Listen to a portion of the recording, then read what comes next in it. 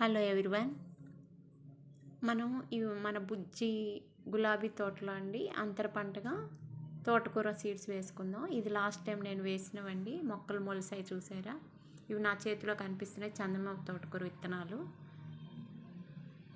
Pot size చూసారా, ఇవి green తోటకూర అండి కవర్లోవి.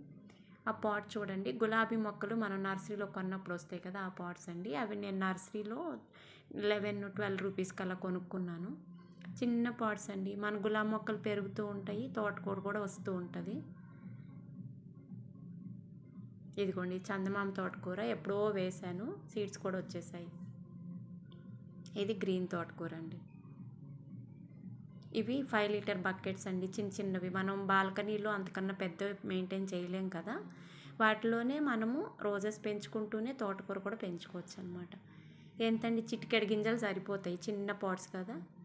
అవి వేసేసి మనం పైన మట్టి వేసుకోవచ్చు. అయితే నేను ఇప్పుడు సమ్మర్ వచ్చేసింది కదండి, వాటిపైన మల్చింగ్ లాగా డ్రై ఫ్లవర్స్ పౌడర్ లాగా చేసేసి వేసేస్తాను. నా దగ్గర ఫ్లవర్స్ ఎండబెట్టుకునేవి ఉన్నాయి.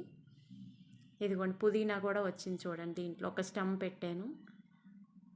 ఈజీగా మనం గ్రో చేసుకోవచ్చండి. మనం ఇచ్చే పోషకాల వల్ల అవి బాగా పెరుగుతాయి అన్నమాట, ఏపుగా. ఇదిగోండి చిటికెడు వేస్తే సరిపోతాయండి.